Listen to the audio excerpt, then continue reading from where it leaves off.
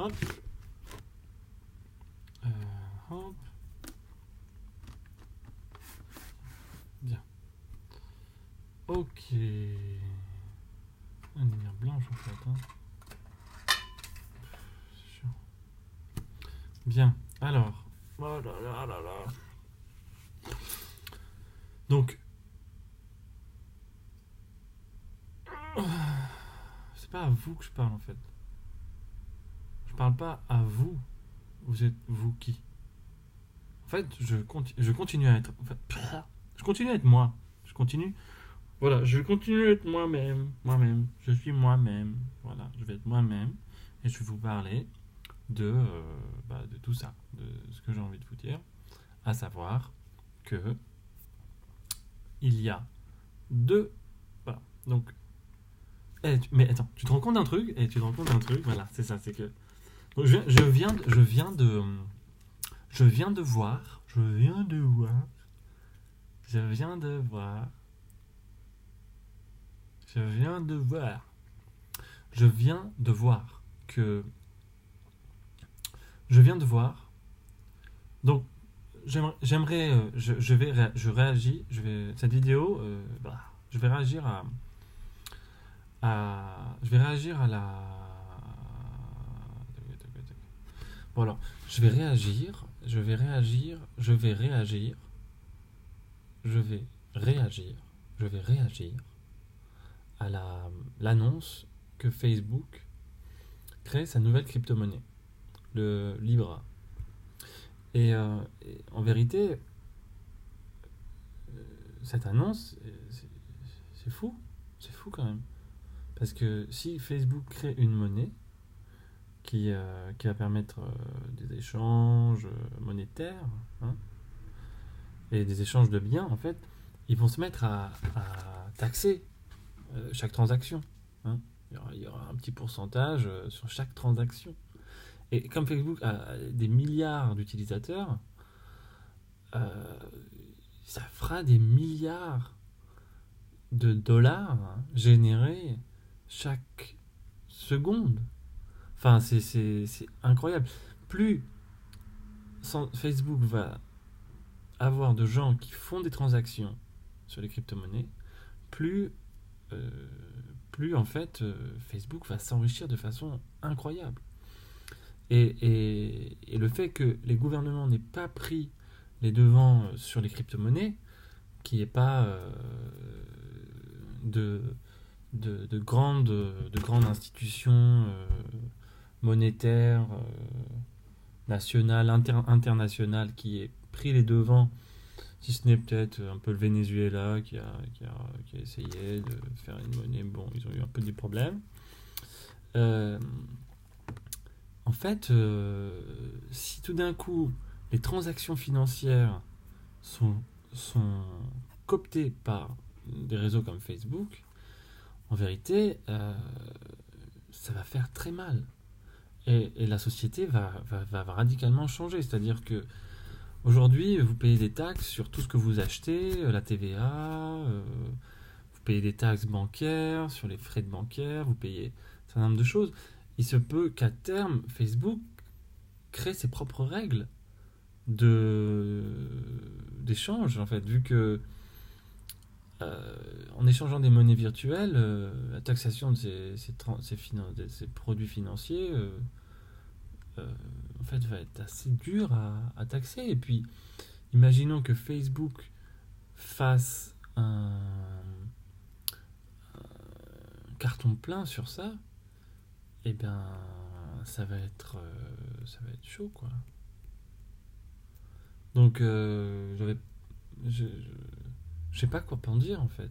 C'est pour ça que je fais une vidéo, parce que je sais pas quoi dire. Donc moi je fais une vidéo. En vérité, je suis qui? Je suis personne. Je suis juste un individu avec quelques idées vite fait.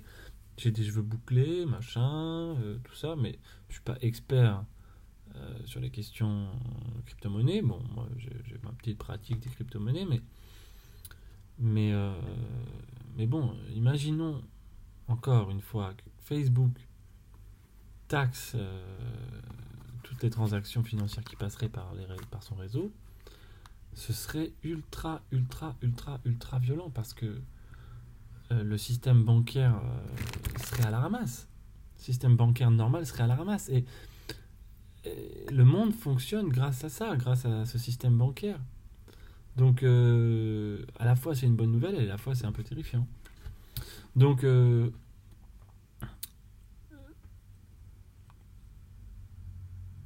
pouvoir que va avoir Facebook, qui est déjà très très fort, hein, euh, en fait, son pouvoir va être de plus en plus grand et, euh, et ils vont gagner tellement d'argent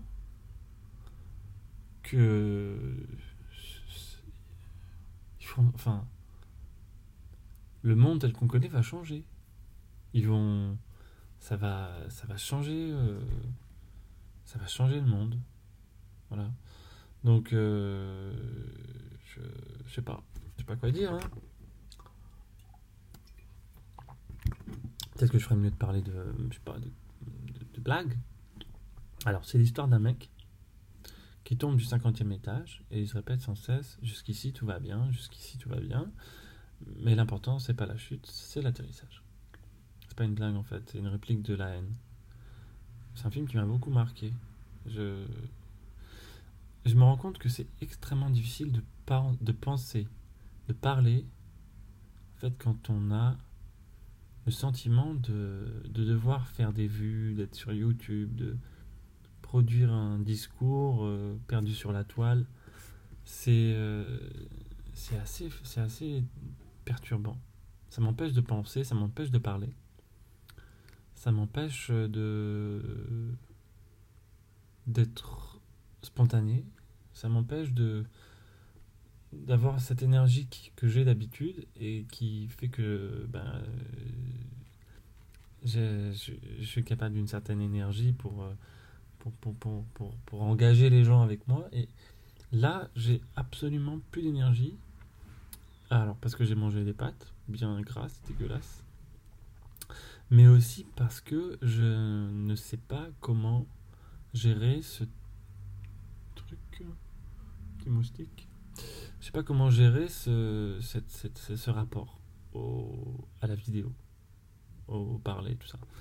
Bon, je vais regarder un petit peu voilà, les gens qui font des vidéos, tout ça. Euh, Par exemple, je regarde, je sais pas moi, les jeunes là sur Instagram ou sur TikTok là. C'est alors là sur TikTok, voilà, on va mettre TikTok. Voilà. Alors c'est bien parce que il y a le reflet dedans. C'est super. Attendez, j'ai reçu un texto. Non, un message. Voilà. Euh, voilà. Donc, putain, je suis tellement nul.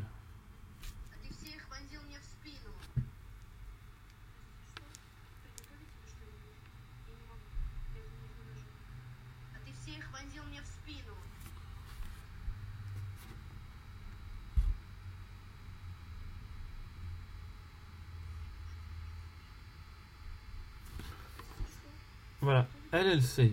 Elle sait comment se comporter en fait.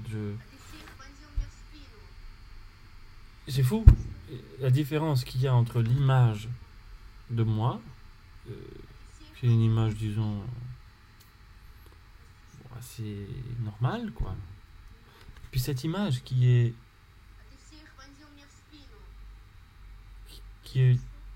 très intrigante par son côté,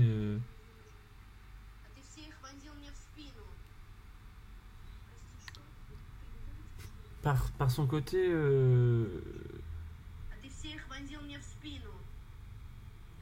je sais pas. Ça me perturbe en fait. Ces jeunes savent très bien créer des images d'une certaine perfection de l'illusion. Il y a une illusion parfaite de. Je.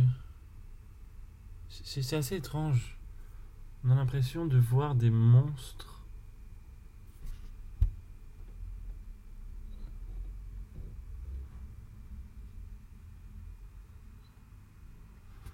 qu'est-ce que c'est que ces monstres en fait c'est impressionnant tellement c'est brutalement agressif et intrusif. Ça pénètre mon cerveau de façon beaucoup trop brutale. Je suis impressionné par ces gens qui savent très bien créer des images d'une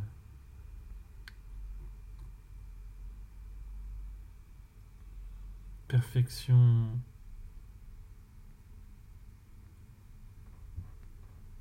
télévisuelle.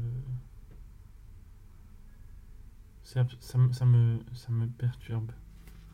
Ça me perturbe.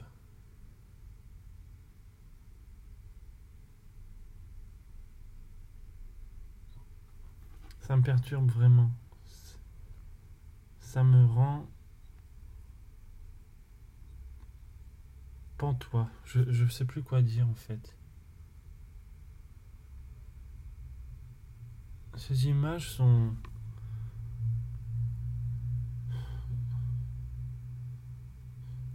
Et même quand c'est grossier et ridicule,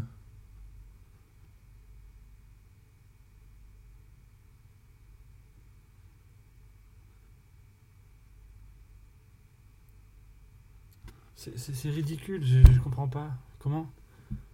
Comment des gens peuvent faire des vidéos pareilles?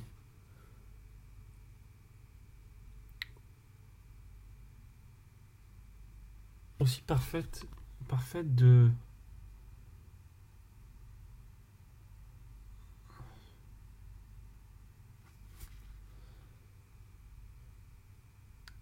Des milliards de gens font ça. Des millions, des centaines de milliers de gens font ça. Et moi, je suis incapable de créer ça, quoi. Je suis beaucoup trop...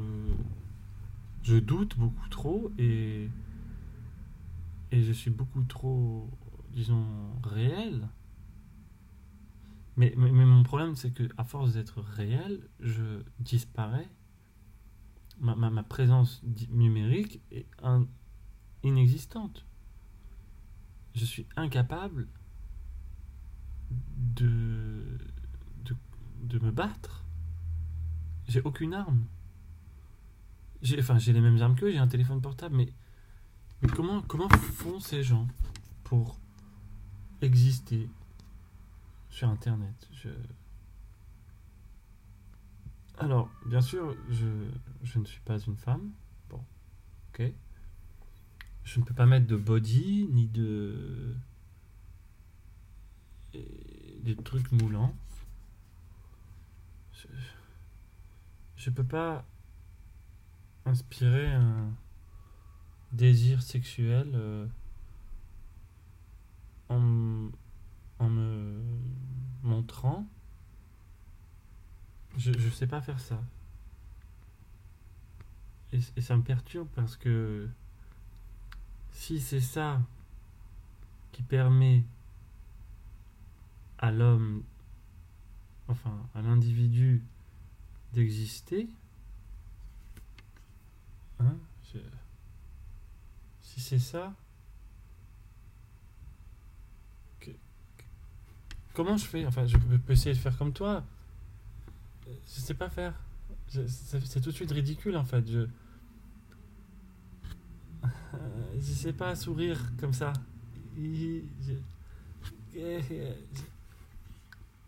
Je sais pas faire. Et pour, pour ces gens, c'est pas ridicule, mais pour moi,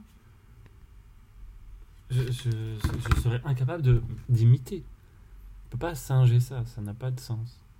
Donc, comment faire pour avoir l'air attirant, télévisuellement je n'ai pas envie de dire télévisuel, puisque la télé c'est mort, mais comment faire pour être de façon d'avoir l'air appétissant sur une image et ça je sais pas. Voilà, je sais pas faire.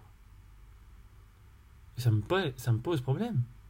Parce que j'aimerais pouvoir communiquer avec des gens, avec des auditeurs, des gens que ça intéresserait de dialoguer ou d'échanger sur des sujets. Bon, ces gens-là, ces filles-là, bon, enfin ces trucs-là, ils ne cherchent pas forcément à dialoguer. Hein. Quand tu fais ça,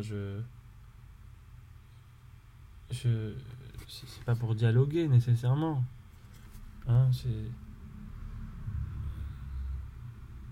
hein, j'invente rien, mais c'est pas pour dialoguer. On est d'accord. C'est pour c'est pour c'est pour susciter du désir. Bon. Donc, est-ce que pour communiquer une idée, par exemple, je sais pas, sur l'état possible du monde avec les crypto-monnaies, alors bien sûr ça paraît un peu bizarre, est-ce qu'il faudrait susciter du désir? Est-ce que pour communiquer une information quelconque, il faut qu'on ait envie de vous baiser? Enfin, c'est le principe de la publicité, c'est que la publicité, elle vend des yaourts, mais en vérité, elle vend aussi du cul, enfin, en même temps. Euh, enfin, en tout cas, c'était vrai à une époque. Aujourd'hui, j'ai plus la télé, donc je regarde plus tellement de publicité, mais je pense que c'est encore un peu le cas. Si elle vend pas du cul, elle vend, je sais pas, de la célébrité ou un truc inaccessible, un modèle de vie, modèle de vie parfait. Mais donc, le modèle de vie parfait, moi, enfin, pour moi, mon modèle de vie, il est ok, c'est pas le meilleur, c'est pas le pire. Je suis assez content. Je suis assez content de ma vie, ça va. C'est des problèmes que je peux résoudre. Bon, c'est des problèmes qui me concernent. Je suis responsable de mes problèmes d'une certaine manière. J'ai pas de problème au sens où une catastrophe qui m'arrive, non. Je suis dans un univers assez confortable. Hein. Bon. Donc, donc, pour revenir à l'idée de produire un discours pour qu'il soit entendu et qu'il faudrait éventuellement avoir l'air sexy, il y a peut-être des subterfuges. Par exemple, si je me mets à faire je sais pas, des trucs où je disparais de l'écran et hop, je réapparais. Et là, je suis là. Waouh, c'est super. L'énergie que je mettrais dans ma vidéo pour qu'elle soit super cool. Ouais, c'est génial. Mais tout d'un coup, j'ai le sentiment de devenir dingue. De rajouter une énergie absurde, enfin, pour essayer de capter l'attention des gens, alors que j'ai vraiment besoin de faire ça pour capter l'attention des gens? Qu'est-ce que je pourrais faire pour capter l'attention des gens? Je sais pas, si tout d'un coup je me brûle, je fais genre, je vais brûler mon corps, je suis Jeanne d'Arc. C'est tellement con ce que je viens de faire. Il faudrait que je casse des trucs, que je me brûle les cheveux, que je me rase la tête, que je mange de la merde, enfin. Alors, bon, donc, je sais que ce que je dis, tout ça, c'est assez diffus. Je parle d'une chose, je parle d'une autre. Et peut-être que si je faisais des sortes de chapitres, hein, ça me permettrait de structurer un peu plus mon discours et aussi le fil de ce que je raconte pour que les gens soient capables de le comprendre. Or, j'ai cette tendance à être assez mauvais dans ça. Enfin, pas mauvais, mais assez flemmard. Hein. Assez flemmard et assez perfectionniste. Et donc, d'une certaine manière, si je commence quelque chose où je mets vraiment en forme un truc qui raconte une histoire ou qui est plus ou moins aboutie, je suis vraiment très lent et, et assez indécis, assez perdu. Donc, en vérité, si je prenais. En fait, ce que je faisais, donc, c'est que je disais, bon, je vais écrire une trame, tu vois. Donc, au début, je vais parler de ça, puis je parlerai de ça, puis je parlerai de ça, et puis, voilà, j'intègre mon discours comme ça. Sauf que quand je parle, j'ai tendance à m'oublier, à me perdre, mais aussi à trouver des choses intéressantes et aussi à me saisir de ce qui est et qui advient en même temps que ça se passe pour rebondir, d'une certaine manière, pour garder les choses en vie. Mais si, en vérité, quand je fais ça, je me rends compte que, là, je me rends compte que, en essayant de suivre un certain fil comme ça, c'est très précaire. Très précaire de garder ce fil et d'avoir d'avoir une énergie en permanence imperturbable, qui est une sorte de fil directeur, une sorte de tension qui fasse que l'auditeur est saisi dans son âme. Et son âme. J'ai pas besoin de faire ça pour donner une sorte de prestance. Hein. Beaucoup. C'est intéressant de parler des gestes aussi, de façon dont voilà, exagérer les choses pour exprimer les choses, etc. Et c'est fou comme j'y crois pas du tout quand je le fais. Je suis là à faire des caricatures de ça. Alors que. Et en même temps, on est toujours un peu. euh, comment dire. Animé par l'idée que la sincérité, ça paye. C'est-à-dire que. Putain, mon ordinateur il se met à chauffer. Il fait un bruit de ventilateur horrible là. Là, franchement là. Attends, Spotify. Non, comment il s'appelle Siri. Ah, mais ta gueule, franchement. Franchement, putain, mais tu me fais des coups, mec. C'est impossible. C'est impossible. Ah ouais, super. Non, mais là, j'ai allumé Siri. Quand tu allumes Siri, ça. Stop. Ça arrête les ventilateurs. C'est incroyable. Donc, je vais faire un script qui va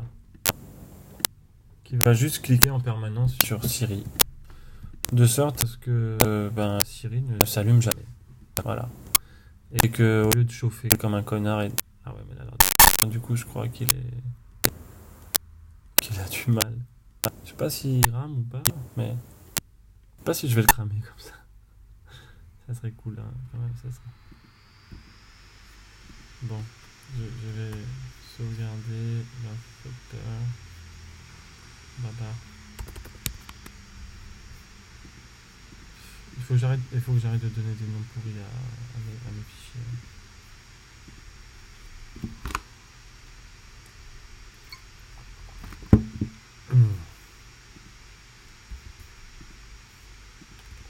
Tais-toi. Casse-toi. Voilà. Hop. Script Chrome. Cliquez iTunes. Ah, c'est de la merde iTunes. C'est fou quand même combien il est bruyant ce connard. Putain, il est déjà 23h. Bon. Hop. Donc, je sais pas quoi faire pour arrêter ce bruit là. C'est horrible. iTunes, préférences. Ah, si je pouvais lui dire de ne pas se lancer quand.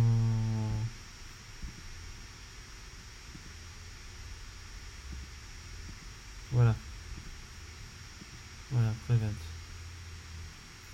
Ta gueule. Piège.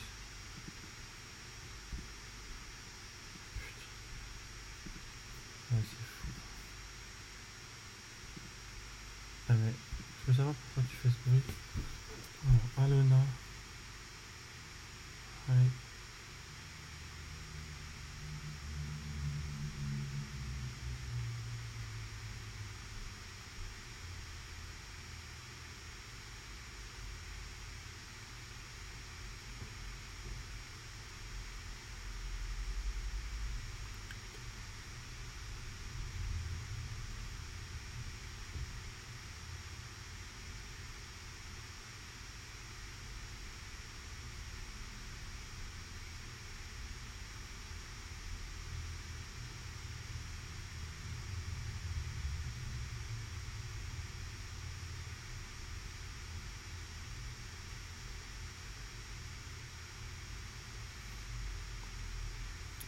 Donc là, je suis en train de mater. Je suis en train de mater. OkCupid. Voilà. Bah, sans que je parle, là, l'ordinateur il est en PLS. Je vais arrêter.